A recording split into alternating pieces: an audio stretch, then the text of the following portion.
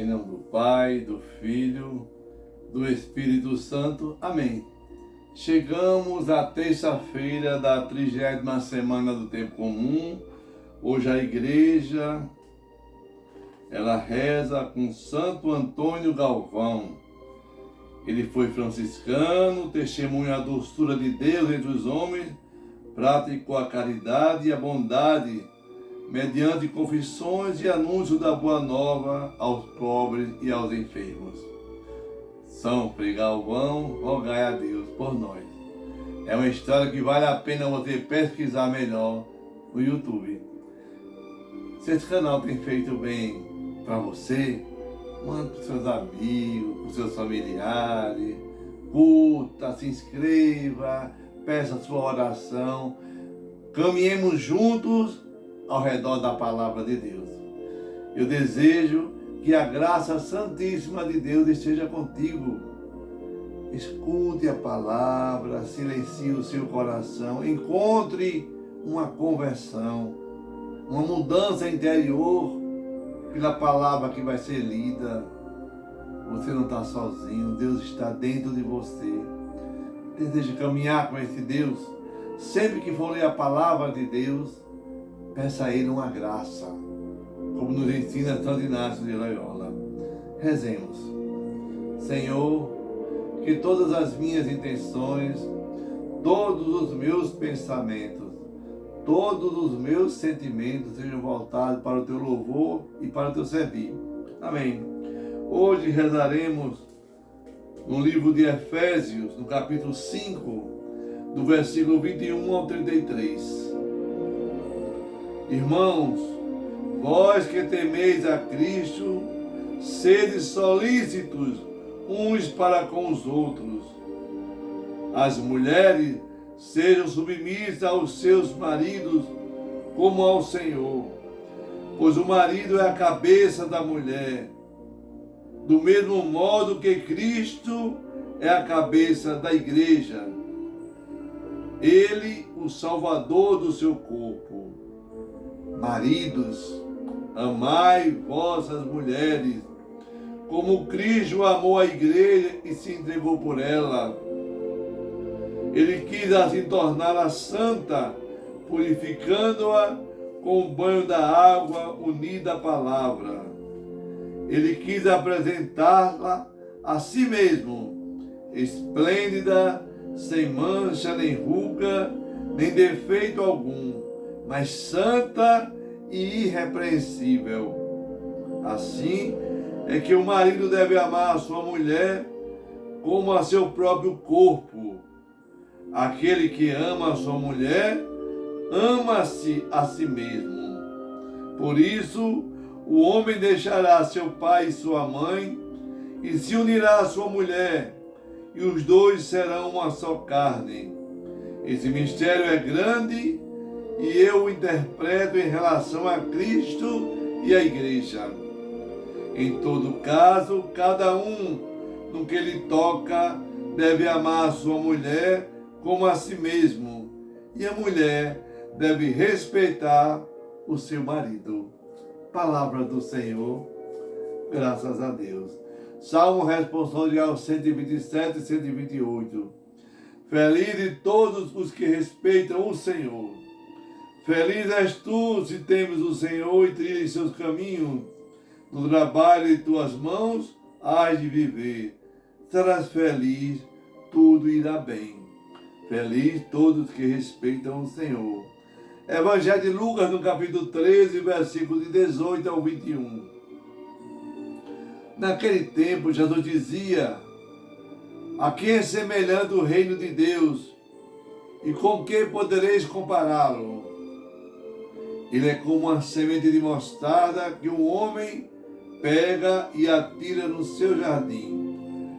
A semente cresce, torna-se uma grande árvore, e as árvores do céu fazem ninho nos seus ramos. Jesus disse ainda: com que podereis ainda comparar o reino de Deus? Ele é como o fermento que uma mulher pega e mistura com 3 porções de farinha, até que tudo fique fermentado. palavra da salvação. Glória a vós, Senhor. E a palavra do Santo Evangelho perdoe os nossos pecados. Amém.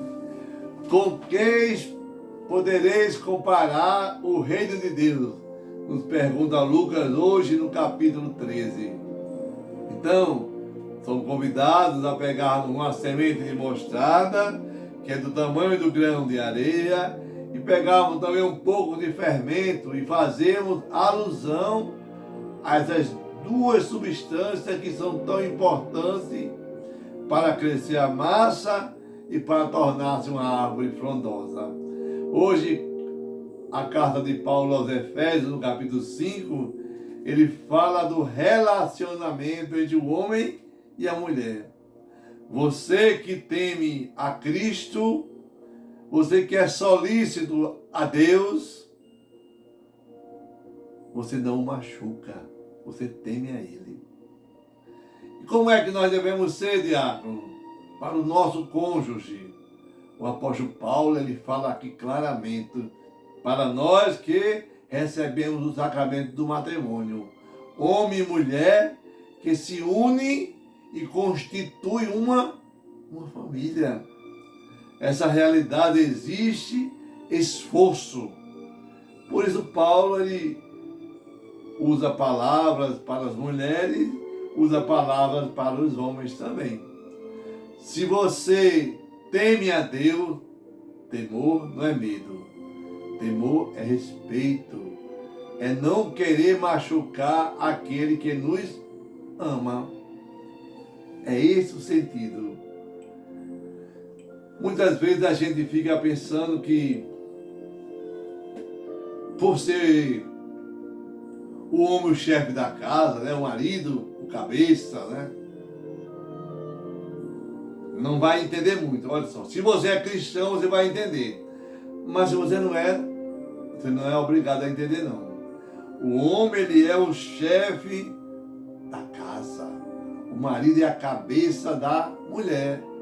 Não cabeça para oprimir, não cabeça para machucar, para mandar.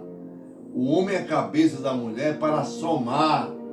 Do mesmo modo que Cristo, ele é a cabeça da igreja. E nós somos os membros. Você gostaria que seu marido fosse igual a Jesus para governar a sua vida? Claro que sim, diácono, eu gostaria. Então deixe Jesus governar você, ou seja, o seu esposo também lhe governar. Paulo não está dizendo que o marido, que ele vai te oprimir, que ele vai te machucar, que ele vai mandar em você. Não. Cristo governa a igreja. Como é que ele governa, diácono? Com humildade. Então seja humilde, homem. Com mansidão, seja manso, homem. Com amor, ame sua esposa. Com simplicidade, seja simples, não exija nada dela. Aceite ela como ela é. Seja paciente. É assim que fala Paulo hoje para os homens. E para as mulheres, diácono? Para as mulheres, Paulo fala hoje, no capítulo 5 de Efésios, diz assim, que as mulheres sejam solícitas. Pare de dizer que você é escrava, que você só vive trabalhando, não é assim. Você precisa ser solícita e um amar o outro como Cristo se entregou à sua igreja. Está entendendo? Paulo ele vai dizer que os maridos devem amar as suas mulheres como Cristo ama a sua igreja e se entregou por ela e morreu por ela. O marido deve morrer para as coisas do mundo e se entregar de corpo e alma à sua esposa. Quando você assume o matrimônio, morreu para você todos os prazeres fora daquela união. Se todos se respeitassem mutuamente, só iria existir a separação quando a morte chegasse. É o que diz o Salmo hoje, o Salmo 127. Feliz todos que respeitam o seu Deus. Quem respeita a Deus não machuca, abençoa, zela, fica junto, tem paciência e é sereno. O evangelho de hoje, de Jesus Cristo, lá em Lucas, no capítulo 13, Jesus pergunta: com que eu posso comparar para este povo para mostrar como é o reino dos céus? É assim que Jesus fala hoje. Você não quer saber como é que vai ser a sua vida no paraíso, na vida eterna? Ela começa aqui. Jesus escolheu essa parábola, colocou a semente e um grão de mostarda, que é do tamanho de um grão de areia, e o fermento, que é bem pequenininho também, para a porção que nós colocamos para fazer o pão e o bolo. E diz que é semelhante à presença de Deus dentro de cada um de nós, dentro de mim e dentro de você. Este mundo que convive entre trevas e luzes, entre o bem e o mal, o reino dos céus, ele vive dentro de nós quando eu e você acolhemos a grande luz. E quem é a grande luz, diácono? É o próprio Jesus. É Ele. É Ele, essa semente de mostarda, esse grão pequenininho, do tamanho do grão de areia, quase que imperceptível, mas naquela sementinha que ninguém dá nada, nasce uma árvore frondosa que os pássaros fazem morada com ela, sobre ela. Ela serve de abrigo. E quem é o nosso abrigo maior? É Jesus.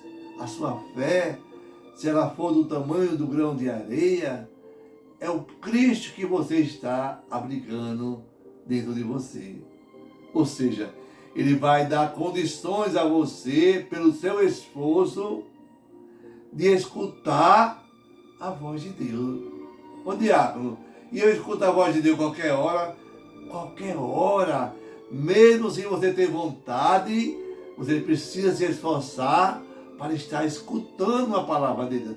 Ah, mas eu estou triste, escuta a palavra de Deus. Eu estou com raiva, escute a palavra de Deus. Estou sem motivação, escute a palavra de Deus. A fé é um exercício. Talvez você ouvir essa partilha com o diácono hoje comigo aqui, talvez possa ser algo insignificante. E você pode até pensar assim, que não é possível essa sementinha que nós estamos plantando, tão pequena, apenas 12 minutos, ela possa transformar o meu coração e dar fruto.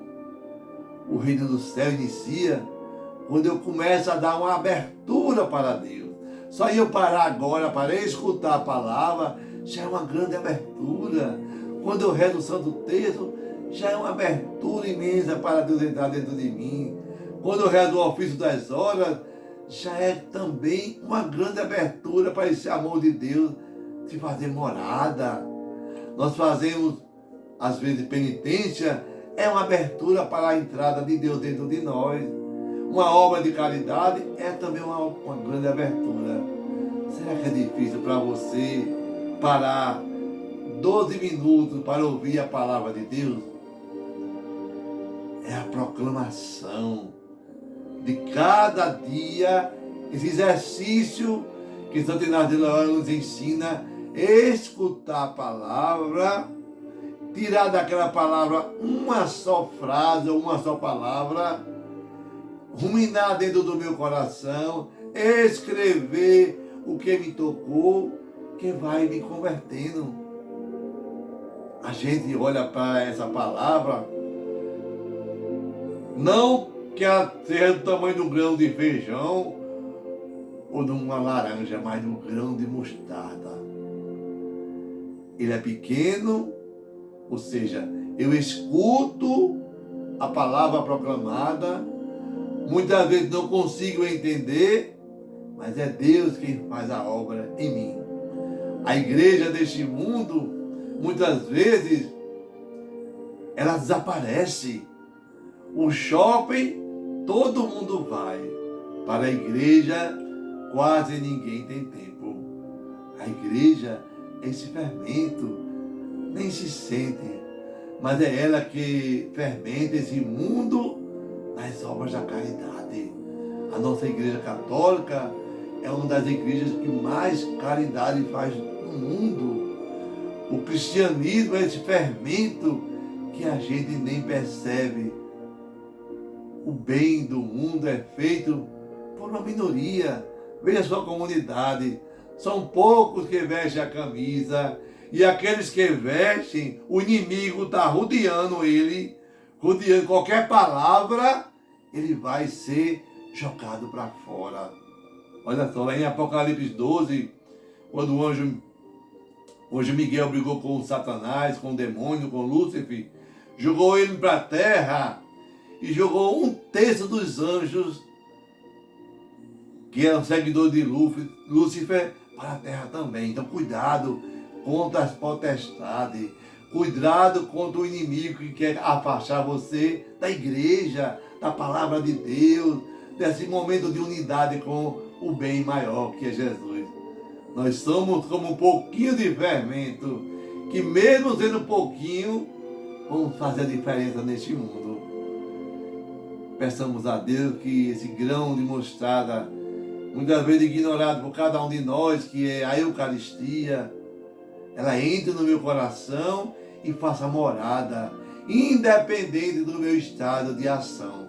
Então peçamos a Deus essa graça, deixarmos sempre junto a oração, a sua palavra, a Eucaristia e a caridade. Rezemos juntos. Infundi, Senhor, em nossos corações a vossa graça. Nós vos suplicamos, a fim de que, conhecendo a anunciação do anjo e a encarnação de Jesus Cristo, nosso Senhor, pelos merecimentos da sua paixão e morte na cruz, cheguemos um dia à glória da sua ressurreição, pelo mesmo Cristo nosso Senhor. Amém. Que desça sobre você a bênção do Deus Todo-Poderoso, Deus que é Pai, Filho, Espírito Santo. Amém. Paz e bem.